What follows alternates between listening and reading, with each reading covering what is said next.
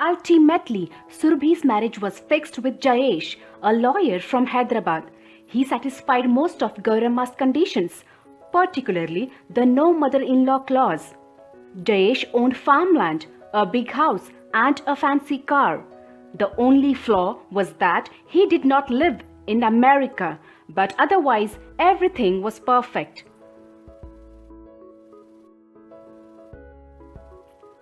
Vinisha was only a silent onlooker. She had woken up to Gauramma's and Surbhi's selfish and mean nature. As the days went by, Vinisha shriveled up like a flower closing its petals to protect its soft, vulnerable core.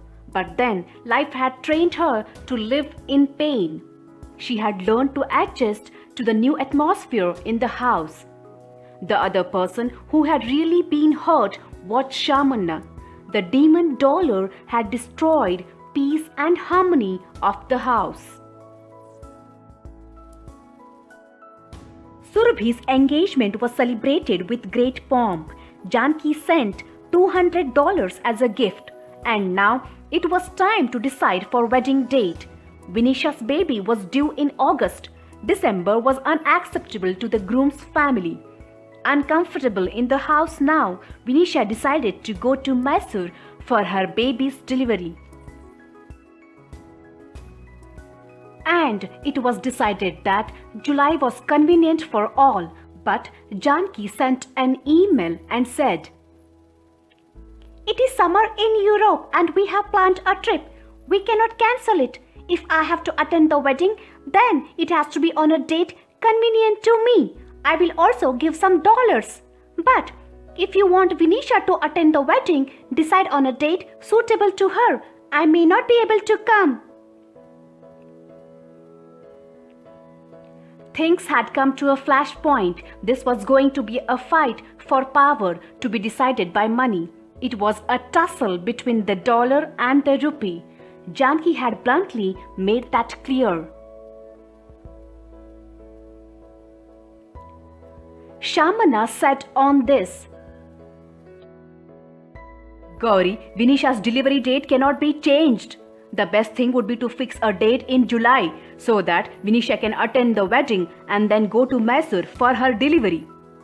Janki can postpone her Europe trip next year, or they can come for But Gauramma had an entirely different viewpoint. She shook her head and said, No, that won't be right. How can we afford to upset Janki?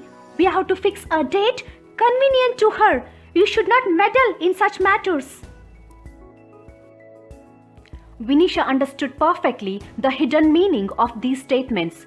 Chandru and Janki had contributed 3 lakh for the wedding. Girish and Vinisha had managed just 1 lakh. So, Gauramma's reasoning was they who put in more get to dictate terms. Gauramma was dancing to the tune of the dollar bahu. So, the wedding was fixed for a date in August. Vinisha had to move to Mysore much before the wedding.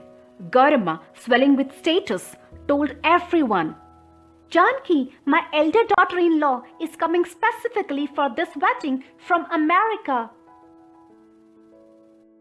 Shamana was concerned about Vinisha and her delivery. Gauramma too made a great show of concern. She told everyone that she had advised Vinisha to deliver the baby in Bangalore, but Vinisha had insisted on going to Mysore. Vinisha delivered a baby girl 2 weeks before Surbhi's wedding. The wedding went off very well. Gauramma felt a renewed vigor and verve now that her precious son and dollar bahu were there. Janki, on her part, did not contribute in any way to the proceedings. She spent most of her time shopping, visiting her family, changing into different clothes for every occasion, and posing in front of the cameras. Janki had brought plenty of chiffon and georgette saris for Surbhi that pleased Gauramma, and she in turn showered gifts on her darling dollar bahu. Although Janki smiled for the cameras, in her heart she resented Gauramma lavishing needless expensive gifts on Surabhi. Janki had worked hard for the money away from her homeland and under tough conditions, which was being so carelessly spent on the ceremonies and on gifts by Gauramma. She fumed at the way their money was being misused. Of course, she never showed it. Why should I feel bitter? I shall just reduce the monthly allowance that we send. Then they will control their expenses on their own. It would be easy to justify, thought Janki. To please Janki, Gauramma would say, only because of Janki we could host a grand wedding. I am so thankful to her. Never once did she even mention Girish or Vinisha.